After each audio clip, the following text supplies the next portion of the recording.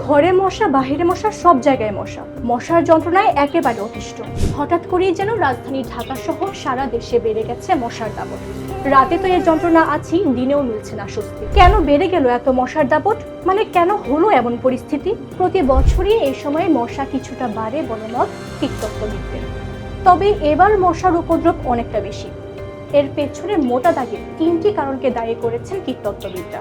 কীটতত্ত্ববিদদের মতে গেল প্রায় 1.5 বছর দেশের স্থানীয় সরকার প্রশাসন পুরোপুরি ভঙ্গুর অবস্থায় ছিল। মাঠ পর্যায়ে প্রশাসন ছিল না বললেই চলে। দীর্ঘদিন ধরে চলা এই অচলাবস্থার কারণে বর্জ্য ব্যবস্থাপনার কাজগুলো কার্যত অকার্যকর হয়ে পড়ায় বিশেষ করে জনবহুল সিটি কর্পোরেশন এলাকাগুলোতে মশা অধিক হারে বেড়েছে।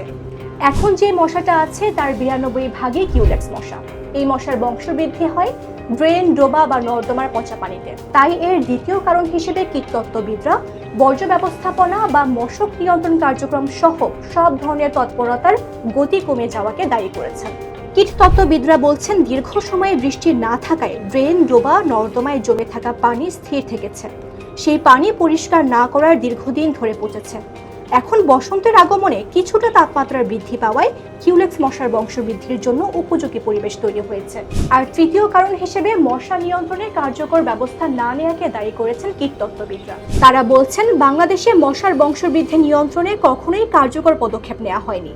মশা নিয়ন্ত্রণে যে ফগিং বা ধোঁয়ার ব্যবহার করা হয় সেটি কার্যকর কোনো সমাধান নয়। এটিকে তারা কেবল নাগরিকদের খুশি করার চেষ্টা বা সান্ত্বনা বলেই ব্যাখ্যা করেছে। কিন্তু এবার এই পরিস্থিতি স্বাভাবিক করতে কি কোনো পদক্ষেপ নেয়নি সরকার?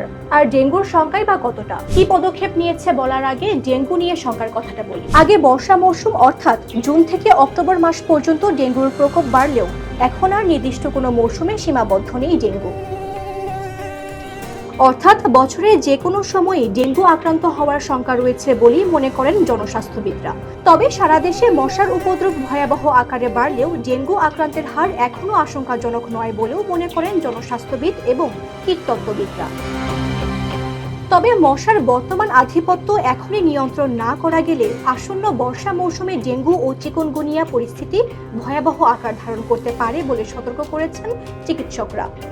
এ কারণেই বৃষ্টি শুরুর আগে এডিস মশার নিয়ন্ত্রণ ব্যবস্থা জোরদার করার পরামর্শ তাদের।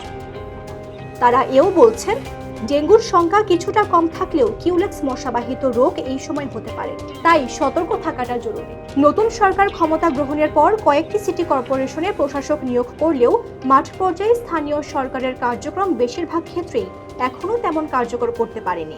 ঢাকার 2 সিটি কর্পোরেশনের নতুন প্রশাসকরা আশ্বাস দিয়েছেন মশা নিয়ন্ত্রণে দ্রুতই মাঠ পর্যায়ে কাজ শুরু। মশা নিধনে জিরো টলারেন্সের কথাও বলছেন তারা। ঢাকা দক্ষিণ সিটি কর্পোরেশনের প্রশাসক মোহাম্মদ আব্দুস সালাম জানান মশক নিয়ন্ত্রণে বর্জ্য ব্যবস্থাপনা বিভাগের সাথে সমন্বিতভাবে কাজ করতে স্বাস্থ্য বিভাগকে নির্দেশনা দেওয়া হয়েছে। এছাড়াও মশা নিয়ন্ত্রণে ডিএসসিসির 10টি অঞ্চলে পর্যায়ক্রমে 10 দিনের বিশেষ ক্যাশ প্রোগ্রাম শুরু করা হবে বলেও জানান তিনি। তবে কীটতত্ত্ববিদ এবং জনস্বাস্থ্য বিশেষজ্ঞরা বলছেন যেসব জায়গায় পচা পানি জমে থাকার সুযোগ রয়েছে সেগুলো পরিষ্কার রাখাই সবথেকে কার্যকর উপায়। গ্লিটারের টুইন লেমন ও অ্যান্টিব্যাকটেরিয়াল ফর্মুলা বাসনকে চকচকে জীবাণুমুক্ত করে আমাদের দেয় গ্লিটার গ্যারান্টি।